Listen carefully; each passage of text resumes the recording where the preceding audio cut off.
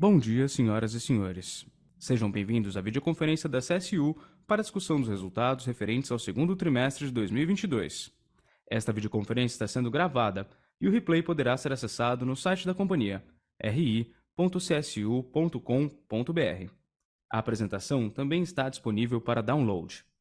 Informamos que todos os participantes poderão não só assistir aos palestrantes, mas também acompanhar os slides durante a apresentação. Logo em seguida, iniciaremos a sessão de perguntas e respostas quando mais instruções serão fornecidas.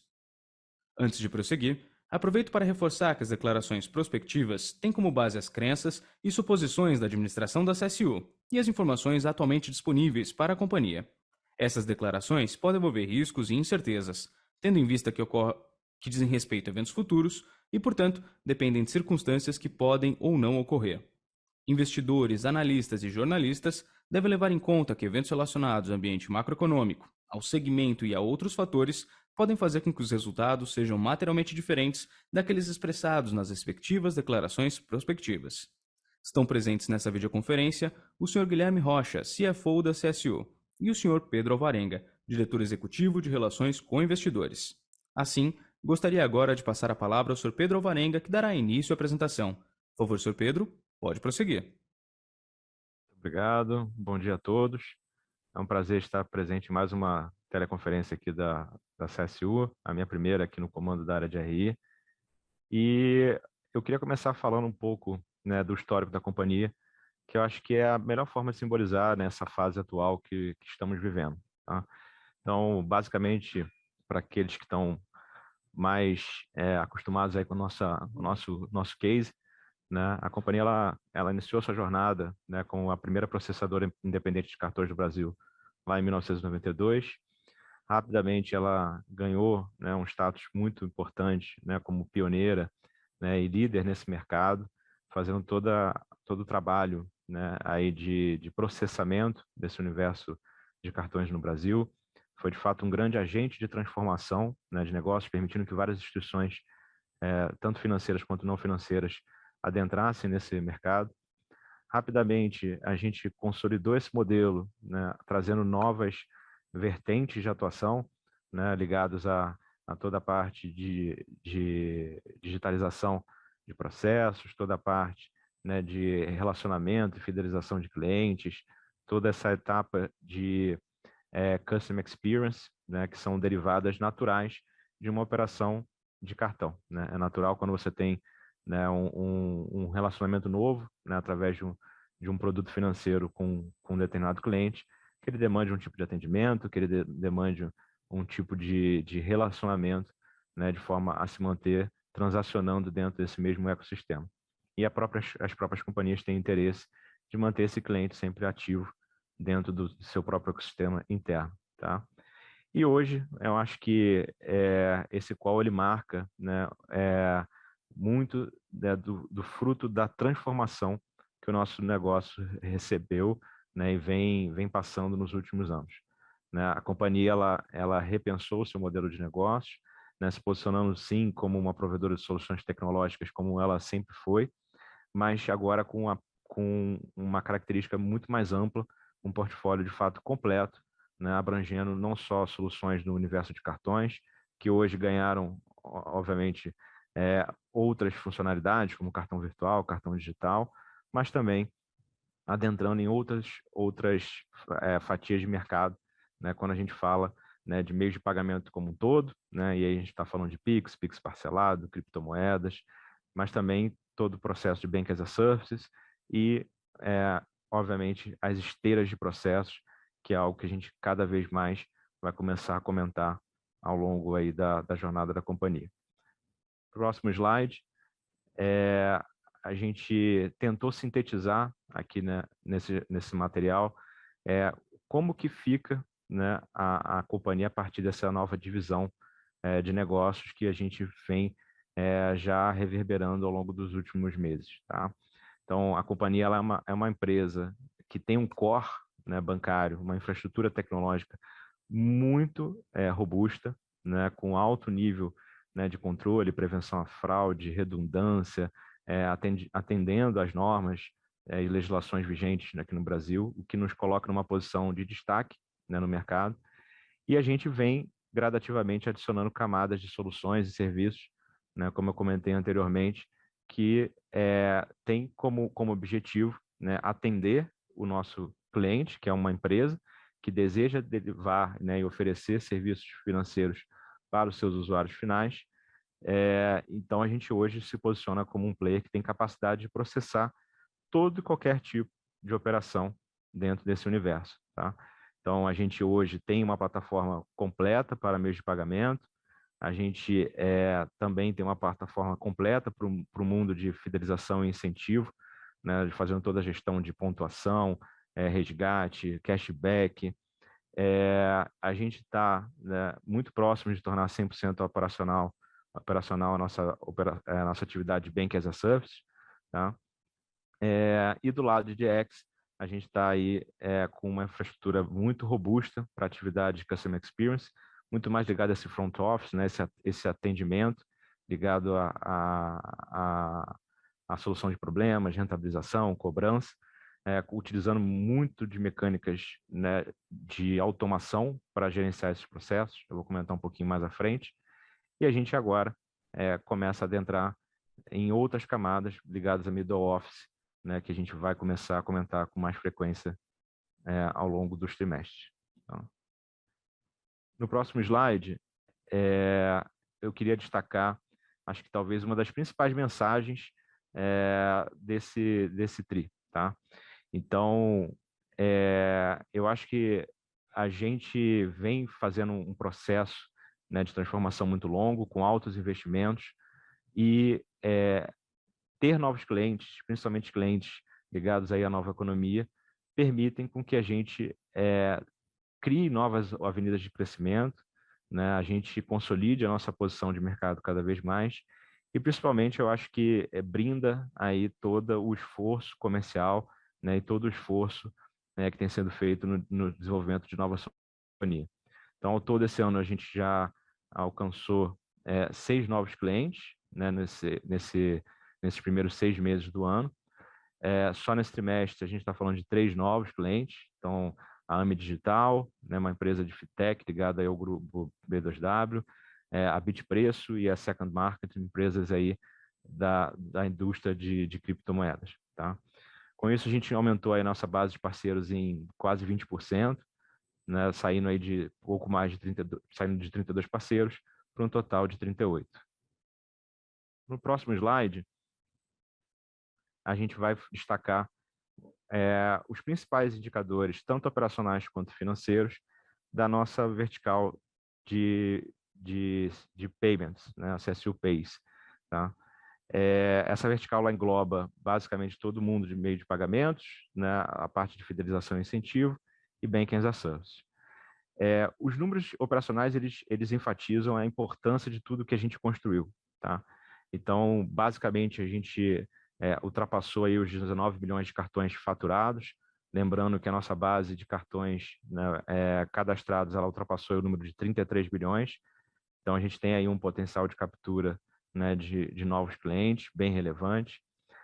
O volume de transações gerenciadas na nossa plataforma já ultrapassa 213 milhões de transações, que se a gente analisar, estamos falando de mais de 850 milhões de transações gerenciadas pelos nossos sistemas e plataformas, o que nos posiciona, né, num ecossistema financeiro muito relevante, já processando algo em torno de 65 bilhões de reais a cada trimestre, né, um run rate de 258 bi de forma anual, tá? Hoje são mais de 100 parceiros conectados ao nosso marketplace, na parte de fidelização, e temos mais de 500 mil produtos disponíveis para resgate para cada um desses usuários. Então, essa é uma vertical que é o grande pilar estratégico, né, da companhia. Nos últimos trimestres, eles corroboram isso tudo que a gente está falando, e os resultados eles estão aí para confirmar, né, o porquê da gente estar fazendo esse movimento. Do ponto de vista de receita, a gente tem um crescimento muito acelerado nessa vertical. Se a gente for comparar aí o segundo trimestre de 2022 com o segundo trimestre de 2021, estamos falando de um crescimento de 2 dígitos, estamos falando de 11% de crescimento. E esse crescimento ele acontece de forma contínua já há vários trimestres, capturando a maior maturidade dos clientes que a gente já tem na base, que tem sim demandado por novas soluções, principalmente soluções digitais, mas também já trazendo um pouco dos resultados da nova base de parceiros que a gente vem conquistando. A consequência desse movimento natural é que a margem do nosso negócio também tem sido modificado positivamente. Então, do ponto de vista de rentabilidade, essa é uma vertical que tem um peso bem grande, né, no nosso resultado. Hoje estamos falando de um lucro bruto que já ultrapassa os 39 milhões de reais, com uma margem muito relevante aí da ordem de 50% e com ganhos também acontecendo ao longo dos trimestres. No próximo slide, vou falar muito brevemente aí da nossa vertical de DX, tá? Que é uma vertical que tem passado também por profundas transformações nos últimos trimestres. A gente hoje tem uma operação que está bastante dedicada ao lado de atendimento, front office, né? Fazendo todo o suporte para as potenciais demandas dos consumidores, dos nossos clientes, aqueles que já atuam, inclusive, né, com toda a parte de PAYs, tá? Também demandam esse tipo de serviço como consequência, uma consequência natural, você ter um tipo de suporte quando você está transacionando operações financeiras. Então, hoje, as nossas interações, a gente já gerencia nas plataformas pouco mais de 3,8 milhões de interações. Mais da metade dessas interações já acontecem de forma totalmente digitalizada, tá? Então, essa é uma tendência que vem se acentuando, tá? A gente teve um crescimento bem relevante nesse percentual quando a gente compara com o ano passado, né? Foram mais de 10 base points, né, de acréscimo nessa frente, mostrando, né, a importância das novas funcionalidades que foram inseridas no nosso portfólio, tá? Então, a gente hoje tem uma atuação omnichannel, possibilitando o autoatendimento pelos nossos usuários, o uso de mecânicas, né, de robotização, inteligência artificial. Isso tudo tem contribuído para mudar materialmente os nossos indicadores. Do ponto de vista de receita, eu queria destacar que a companhia tem priorizado os contratos que possuem maior sinergia com os nossos demais ecossistemas. Então, a gente, de fato, quer estar presente cada vez mais em operações que tenham altíssima densidade, né, do ponto de vista de transações, onde haja uma alta complexidade tecnológica e que isso permita que a gente, de fato, adicione valor na prestação de serviços para esses clientes. A consequência é que a gente tem, sim, movimentado os nossos indicadores, tanto do ponto de vista operacional, que já refletem num resultado melhor do ponto de vista de lucratividade, tá? Então, se a gente for parar para olhar, mesmo com uma receita ligeiramente menor do que no ano passado, a empresa ela foi capaz de manter, né, o seu lucro bruto ao longo desses últimos trimestres, com ganhos expressivos de rentabilidade, tá? Passando ao próximo slide, eu vou passar a palavra aqui para o Guilherme, que vai falar um pouco, né, dos resultados consolidados da companhia e vai falar também as suas considerações finais aí sobre o resultado desse trimestre. Obrigado, Pedro. Um prazer poder falar novamente e trazer um pouco dos resultados aqui que a gente tem apresentado de forma bastante consistente ao longo do tempo. Eu gostaria de começar fazendo uma ponte justamente com toda essa história de transformação, né, e esse foco na transformação profunda que a companhia vem apresentando ao longo do tempo, e como mesmo num ambiente, então,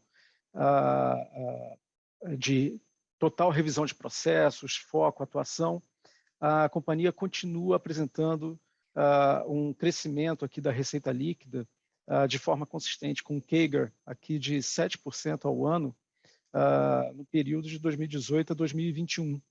Né? E quando a gente observa aqui, por exemplo, o comparativo anual, né, do segundo trimestre de 2022 ante o segundo trimestre de 2021, eu queria chamar a atenção que, mesmo com números muito semelhantes, apesar dessa estabilidade, eles escondem, na verdade, uma informação extremamente relevante, né, e que tem uma correlação aqui enorme com o que o Pedro colocou antes, que é a participação da CSU PACE cada vez mais significativa em relação aqui ao negócio, saindo de um mix de 45% de receita da GX e 55% da PACE, para um ganho de 5 base points aqui na participação no mix da PACE. Tá? Então, ela atingindo aqui uma relação já de 60-40. Isso é extremamente relevante, porque não só é o foco principal de atuação da companhia, como também tem uma consequência bastante clara nos próprios números das companhias, nos números da companhia. Né? Se a gente puder passar para o próximo chart, com uma implicação aqui direta nas linhas de resultado. Seja em lucro bruto, seja em EBITDA, seja no lucro líquido, a gente observa uma variação aqui muito mais significativa, não só do resultado nominal em si, quanto também das margens observadas aqui pela companhia. Né? Então, olhando aqui a variação do lucro bruto, quando a gente compara 2021 versus 2018, a gente observa um crescimento aqui de 64%, né, com CAGR de quase 18% no período. Da mesma maneira, o EBITDA ainda com uma evolução ainda mais significativa, de quase 86% no mesmo período. E o lucro líquido também seguindo essa mesma tendência, com um CAGR acima de 20% no período. Isso não tem outra razão que não diretamente essa alteração de mix e também uma forte digitalização dos serviços que implica num maior valor agregado gerado tanto para os nossos clientes como também capturado pela companhia. É uma tendência que se mantém forte no curto espaço de tempo também, então quando a gente compara no próprio comparativo anual também, a gente observa aqui variações da ordem de 20%. Né? Então, 2 dígitos aqui consistentes. Então, é uma tendência que, quando a gente observa um período mais longo, ela traz aqui variações bastante significativas, mas mesmo quando a gente observa o último ano, ela não perdeu força, ela continua, na verdade, alavancando cada vez mais. Tá? Então, isso é fruto da alavancagem operacional positiva dos negócios de tecnologia, propriamente ditos, e também desse aumento do mix. Partindo para o próximo chart, por favor. Quando a gente observa aqui também a posição de caixa, né, e a alavancagem da companhia, como já a gente consistentemente vem trazendo, a empresa tem uma alavancagem aqui próxima de 0, né, que a gente consegue observar aqui no canto superior direito do chart, então com a relação dívida líquida EBITDA próxima de 0, e olhando também no canto inferior esquerdo aqui do chart, a evolução da dívida bruta, né, da companhia com uma tendência clara aqui de redução. Lembrando que essa dívida bruta, ela, pelo próprio critério do IFRS 16, ela engloba aqui os contratos de arrendamento. Ou seja, quando a gente observa, então, somente a dívida onerosa, a posição de caixa da companhia é, na verdade, não de endividamento líquido, mas de caixa líquido, aqui acima de 50 milhões de reais. Né? E isso tem uma razão, né? E a razão está ligada diretamente à geração operacional de caixa, que superou 35 milhões de reais no período, e vem superando sistematicamente esse patamar. De uma maneira muito clara, né? A companhia consegue alavancar os seus negócios, consegue gerar um resultado, seja por margem bruta, seja margem EBITDA, seja margem líquida, bastante significativo e que se reflete diretamente na geração operacional de caixa. E, passando para o próximo chart, a consequência disso é que justamente essa geração de caixa permite investimentos, permite a manutenção de um patamar de investimentos bastante significativo. Né? E esse investimento voltado para quê, exatamente? Né? Ele totalmente aqui, quase na sua totalidade, voltado para desenvolvimento de soluções e de tecnologia. Tá? Isso, então, está intimamente ligado a essa estratégia de diversificação de produtos, de inovação, e de gerar valor para os nossos clientes e para os clientes dos nossos clientes na ponta. A gente consegue observar aqui que do investimento em tecnologia, mais de 90% foi direcionado justamente para o desenvolvimento de novos produtos. Mas eu não poderia deixar de citar também o investimento na infraestrutura aqui, que está intimamente ligada à preocupação. A companhia, ela há muitos anos, está inserida em serviços críticos voltados para a indústria financeira. E isso não pode ser feito sem uma preocupação e um investimento também grande em cybersecurity e dentro da sua infraestrutura tecnológica. Além da geração de caixa permitir, então, as atividades de investimento bastante significativas, ela também permite a distribuição de dividendos e JCP, retornando boa parte desse valor gerado aos nossos acionistas. Então, no primeiro semestre de 2022, nós já distribuímos na forma de JCP aqui mais de 9 milhões de reais, com payout de 28%. Passando para o próximo chart, então eu já passo para as considerações finais. Acho que o principal ponto aqui que a gente gostaria de salientar é realmente esse posicionamento amplo de produtos e serviços financeiros, totalmente integrados e modularizados, gerando valor para os nossos clientes, né? E isso se reverte para a gente na forma de oportunidades de crescimentos novas e absolutamente relevantes, e está bastante ligado aqui justamente a esse novo momento de pujança comercial interessante aqui que a companhia tem vivido. Além disso, temos aqui robustez, segurança, agilidade e escalabilidade da infraestrutura tecnológica, né? Totalmente vinculados aqui a uma longa expertise operacional. Isso, de fato, é um diferencial competitivo e nos coloca numa posição de destaque aqui frente ao ambiente competitivo e fortemente disruptivo em que a gente está inserido. A companhia também vem apresentando um consistente histórico de resultados, né? Já trimestre após trimestre, a gente vem falando desse ciclo muito positivo de crescimento de receita, mas principalmente de ganho de lucratividade, com uma variação do lucro bruto, do EBITDA e do lucro líquido muito significativos, que se reverte, por sua vez, numa sólida posição aqui de caixa, né, com uma geração de caixa absolutamente pujante, que permite não só manter esse patamar de investimentos, né, desse novo ciclo de negócios que a companhia vem vivendo, mas também reverte aqui na distribuição de resultados, reafirmando o compromisso aqui com os nossos investidores de retornar esse valor que a companhia gera, melhorando o retorno aqui sobre o capital investido e mantendo uma estrutura de capital aqui adequada para o crescimento. Por fim, a gente destaca aqui que as ações da CSU vêm sendo negociadas a um múltiplo de 3 vezes EBITDA, né? Enquanto outros players aqui de segmentos correlatos, tanto no Brasil quanto no exterior, performam muitas vezes a múltiplos que são de 2 a 5 vezes maiores do que esses. Esse ponto, na verdade, embute um upside, um potencial upside aqui muito significativo para aqueles que, de fato, entendem e apostam na nossa tese.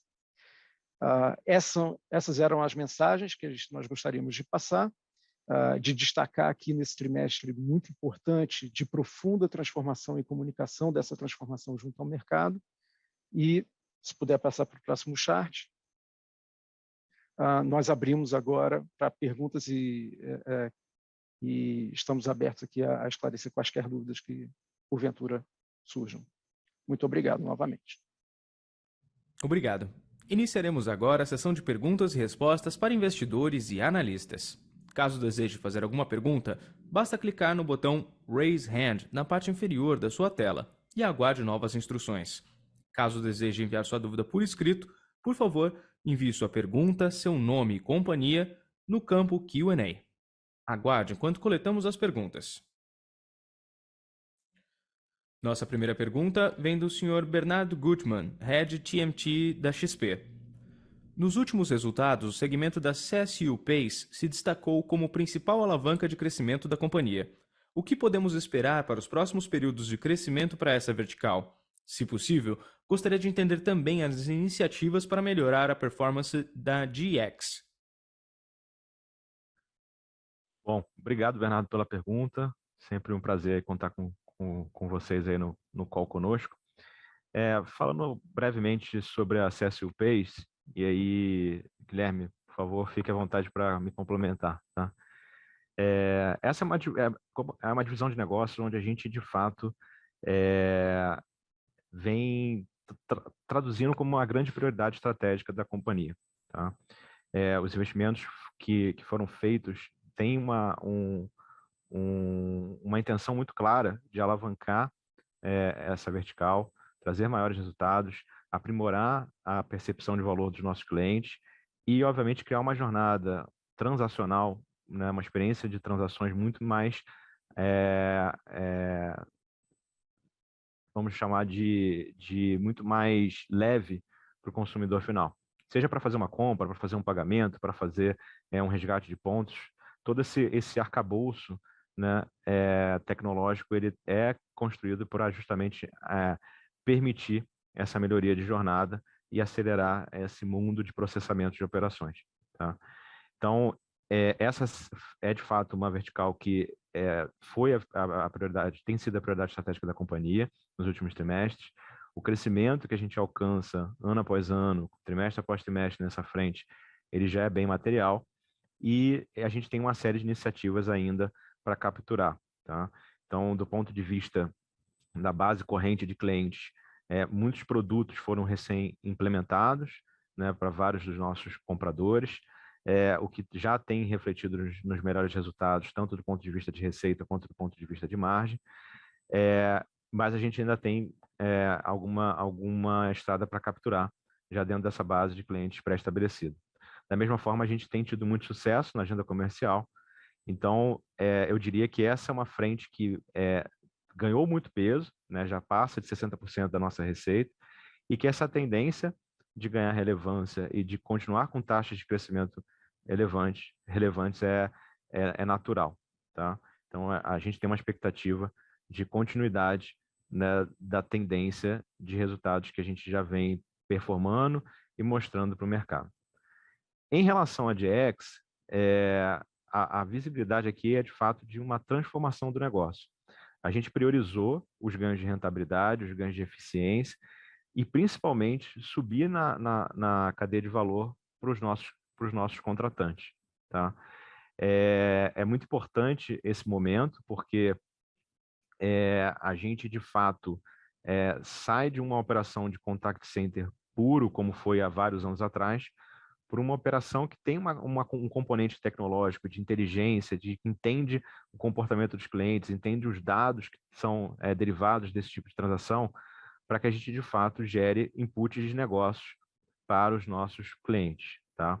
Então, a gente tem feito um processo muito grande de inserção tecnológica.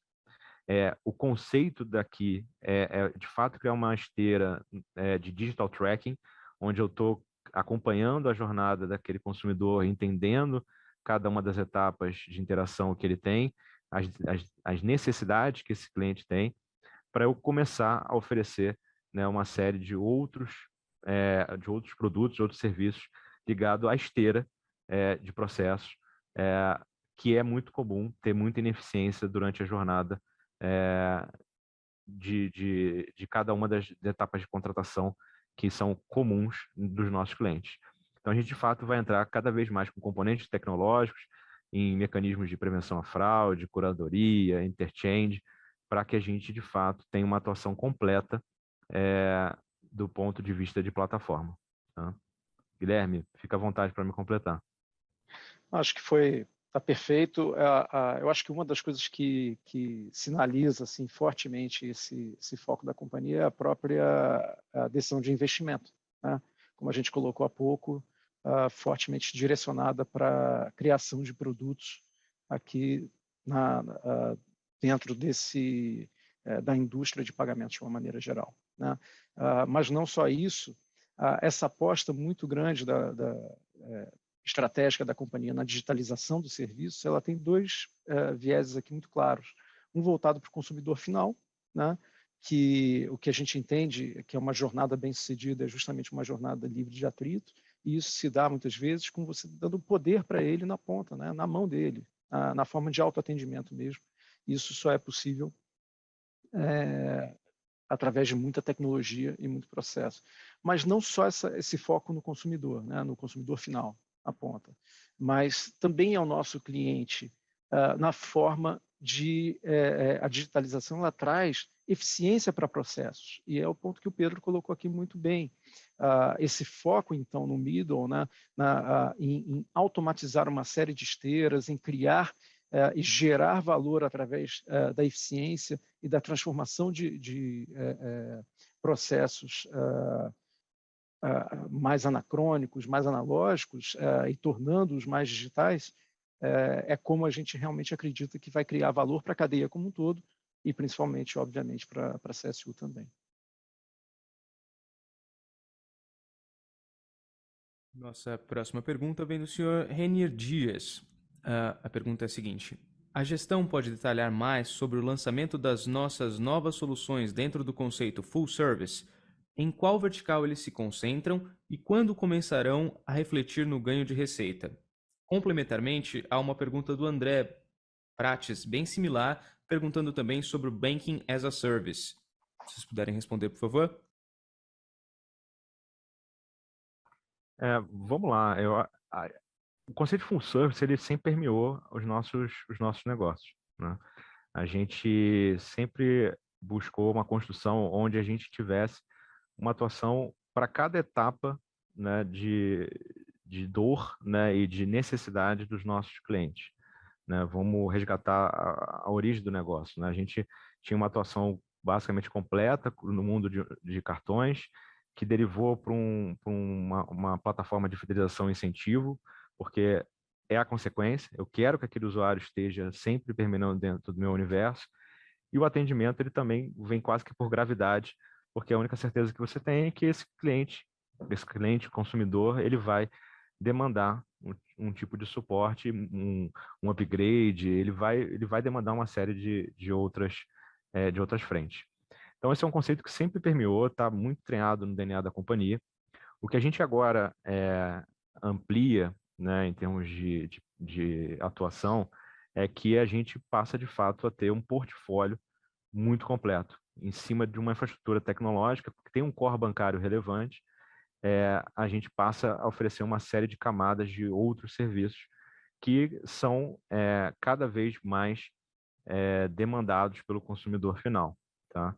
Então, esse é um conceito que ele abrange toda e qualquer vertical, né? A gente, de fato, hoje tem uma esteira completa, tá? Esse é o conceito, que todas essas linhas de negócio, elas falem entre si, e dar o cardápio completo para o cliente escolher o que ele quer oferecer para o seu consumidor final. Então, esse conceito, ele cada vez mais vai nos beneficiar do ponto de vista de cross-sell e upsell, tá?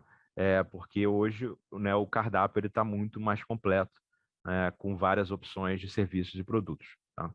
Então, a gente não entende como um benefício para alguma vertical individualmente. A gente, de fato, entende que esse ecossistema ele se retroalimenta, tá? Em relação a Bank as a Services, qual o nosso ponto, né? É uma plataforma que demandou bastante investimento, ela tem tempo de maturidade, você tem idas e vindas, go lives que vão acontecendo, você tem o setup das operações.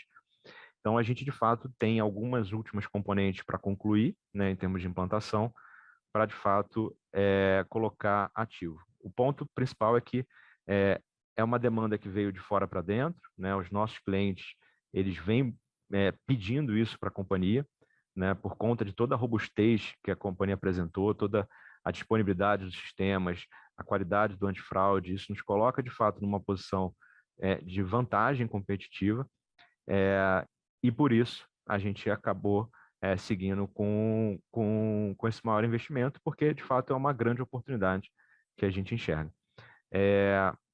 A gente entende que a gente está bem adiantado, né? Já tem discussões contratuais encaminhadas. Então, é uma frente que muito em breve vai trazer bons frutos aí para o nosso negócio.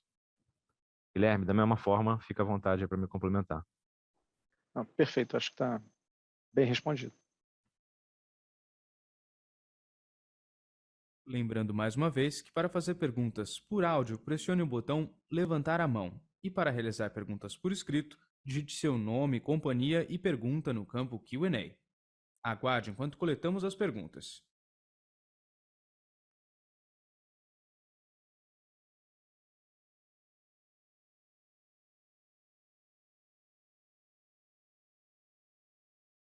Nossa próxima pergunta vem de Matheus Couzan, do Credit Suisse TMT.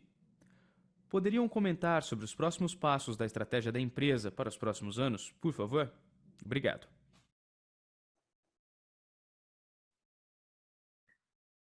Obrigado pela pergunta, Matheus.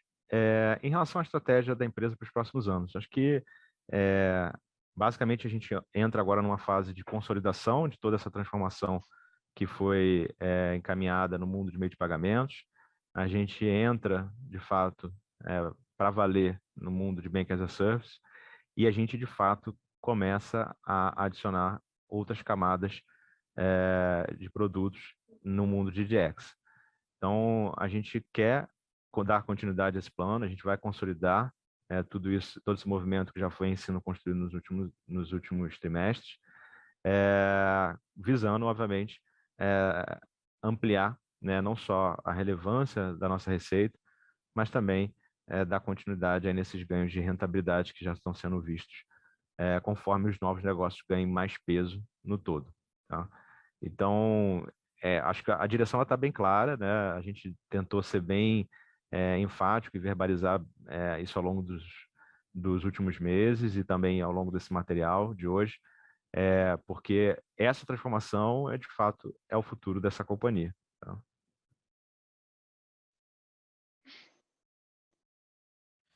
Lembrando mais uma vez, para fazer perguntas por áudio, basta pressionar o botão levantar a mão. E para enviar perguntas por escrito, envie seu nome, companhia e pergunta no campo Q&A. Aguarde enquanto coletamos as perguntas.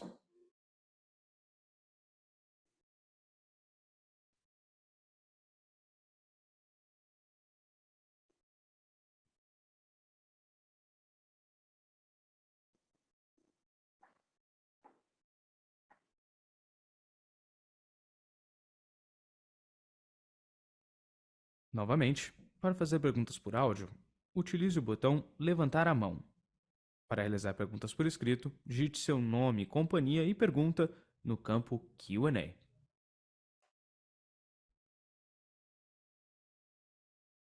Nossa próxima pergunta vem do Sr. Henrique Vasconcelos. Pedro e Guilherme, parabéns pelos resultados. Tenho duas perguntas. A primeira a respeito do pipeline de clientes. Com a nova dinâmica de serviços da companhia, qual a visibilidade que vocês têm para a retenção de novos clientes ainda para este ano? Os 3 deste trimestre ainda estão em fase de ramp-up? A segunda a respeito da dinâmica de investimento. O que esperam para a dinâmica do CAPEX para os próximos anos? Obrigado pela pergunta, Henrique. Com relação ao pipe, o que a gente espera é até uma aceleração desse movimento que a gente observou no primeiro semestre. Tá? A gente nota que existe uma adequação muito grande dos novos produtos que foram desenvolvidos pela companhia e que estão sendo colocados a mercado agora, com a demanda que, de fato, a gente observa na indústria de pagamentos. Esses clientes que nós destacamos, eles estão em fase final de implantação, né? Obviamente, aqui a gente não existe uma estratégia comercial deles que a gente não pode detalhar com mais profundidade, mas a gente espera uma alavancagem aqui bastante significativa e rápida.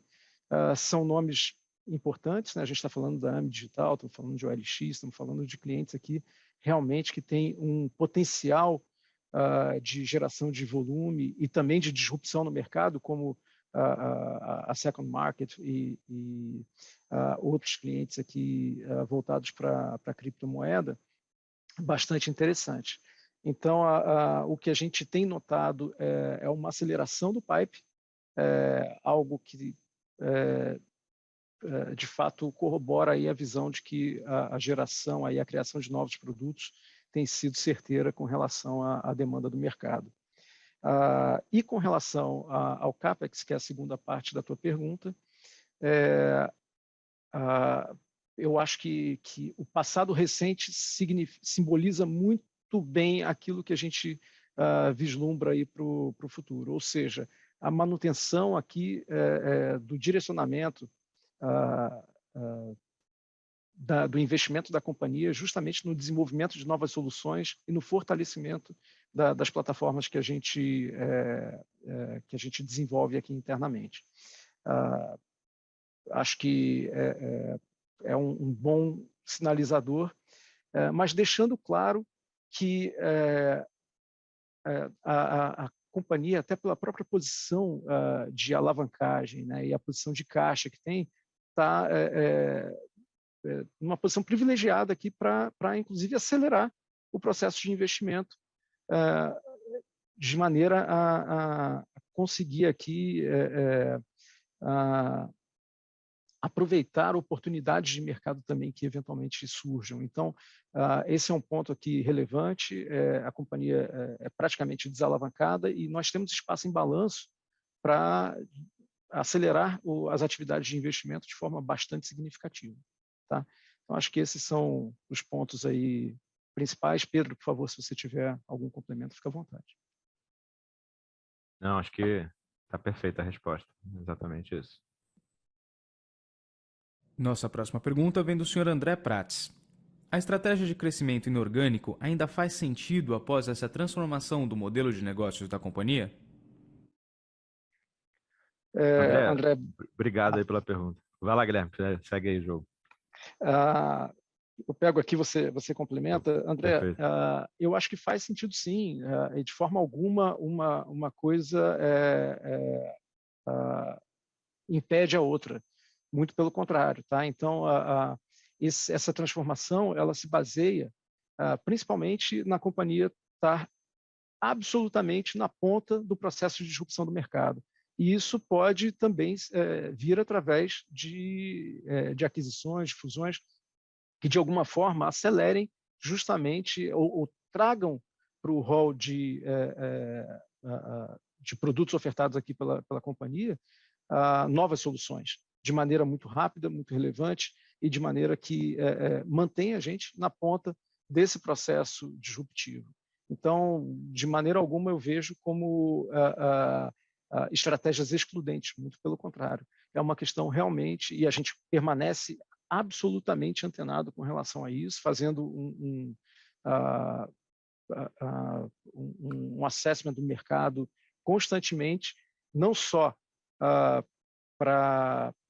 na identificação de novos serviços e produtos que eventualmente possam impactar aqui a nossa indústria, a indústria que a gente atua, mas também oportunidades que façam sentido por conta de uma revisão do próprio valuation de uma série de empresas do mercado privado aqui que tem sofrido entre aspas aqui, mas tem passado, na verdade, por